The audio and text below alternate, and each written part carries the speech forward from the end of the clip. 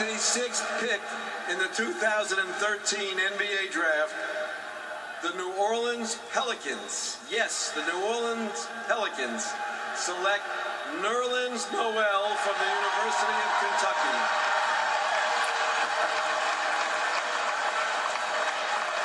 Nerlens rocking the Fresh Prince haircut, finally getting to put on the hat that he's coveted, recovering from the knee injury.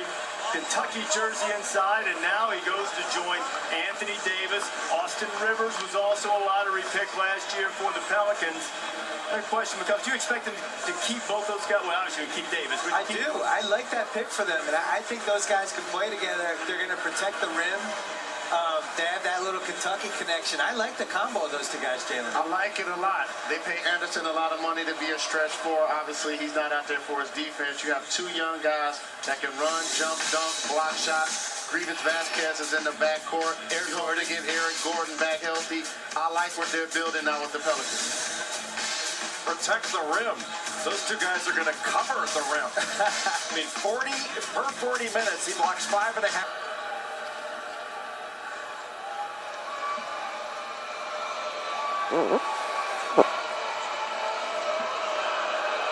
With the 7th pick in the 2013 NBA draft, the Sacramento Kings select Ben McLemore from the University of Kansas.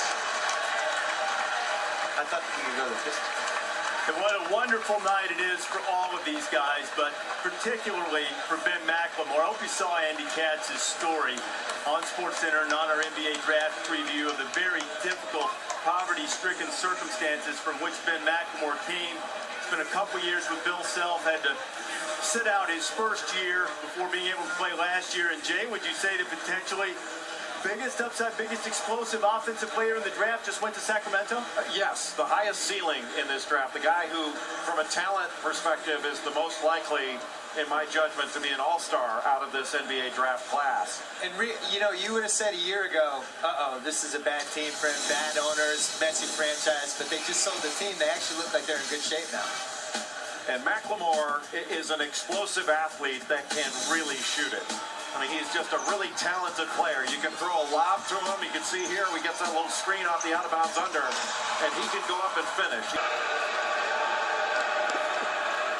With the 8th pick in the 2013 NBA draft, the Detroit Pistons select Kentavious Caldwell-Pope from the University of Georgia.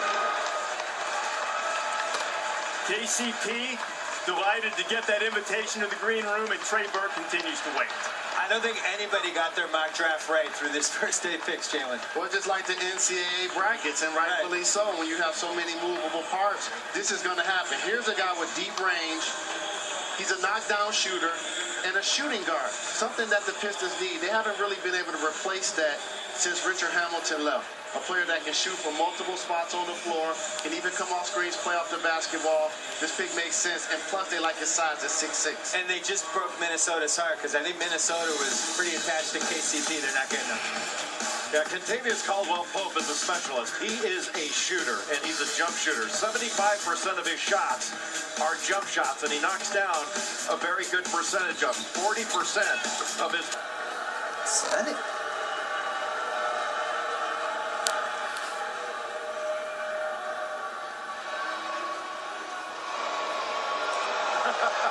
With the 9th pick in the 2013 NBA draft, the Minnesota Timberwolves select Trey Burke from the University of Michigan.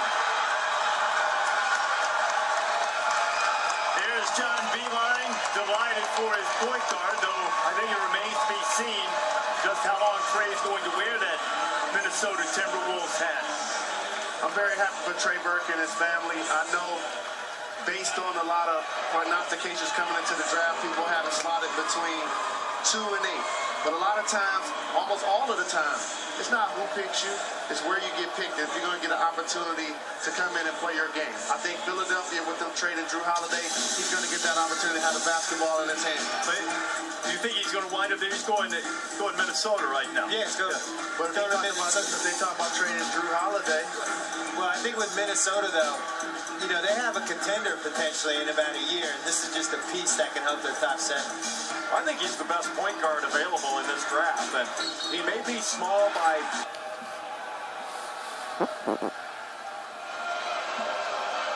the 10th pick in the 2013 NBA draft, the Portland Trailblazers select C.J. McCollum from Lehigh University. Hey, sports guy. Patriot League in the house. Oh, I'm going to start crying. A top 10 Patriot Leaguer. What a draft. This is my favorite draft ever. And you've been wanting trades. I've got to believe you're going to get some. You've already seen Noel be traded. A lot of teams drafting something they already have. Burke going with Rubio. And now I know they're not exactly the same player, but McCollum going to a place for Damian Lillard excel in his first season. But, you know, he might be somebody, Jalen, that can come off the bench, maybe third guard. Somebody they can play them together against certain lineups. I'm not convinced that they're trading him. You know, the term safe has been used a lot. It was thrown around with Otto Porter, Oladipo, in a lot of cases, even Trey Burke. But I think this is actually a safe pick if he plays for Portland and goes to another team because he has a distinct skill, shooting the basketball. And I think he's going to be a heat check player, lighting up the scoreboard on many nights. Oh, you think it's an irrational confidence guy? Yeah. I think he reminds me of Jason Terry. That's, I think, a good comparison for him. Well, he's not just a shooter, he's a scorer. And he's a scorer that can get his own shot. You know, we talked about guys like Ben McLemore that need screens